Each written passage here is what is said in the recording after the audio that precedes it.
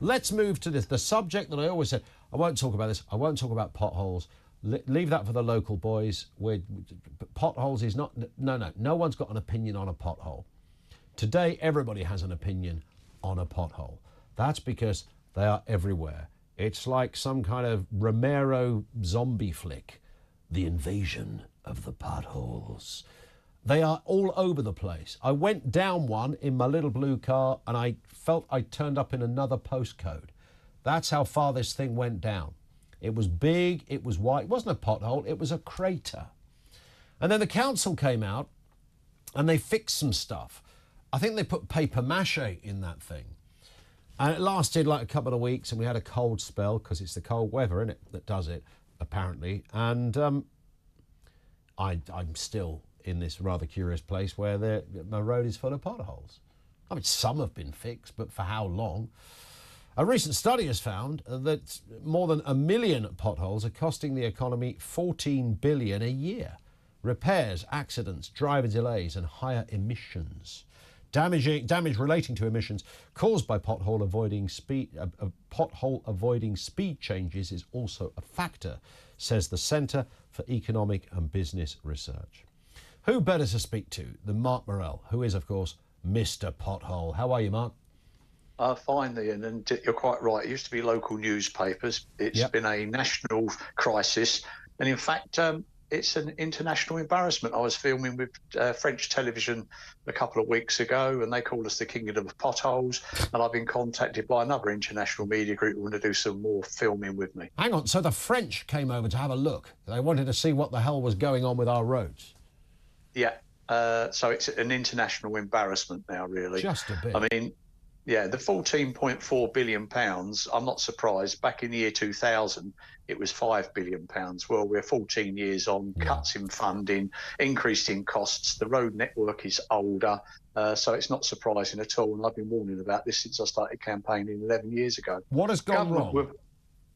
It's been successive governments reducing funding of road maintenance. Yeah, I mean, it's literally as simple as that, right?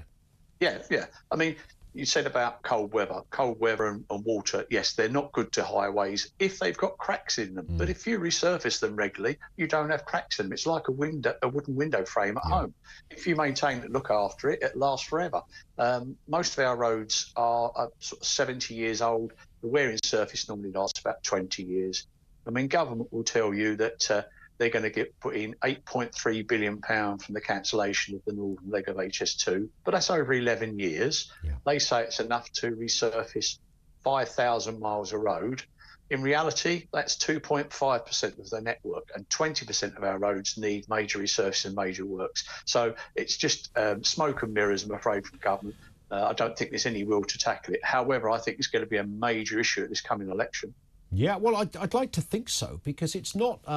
This is not a small point. You know, maintaining.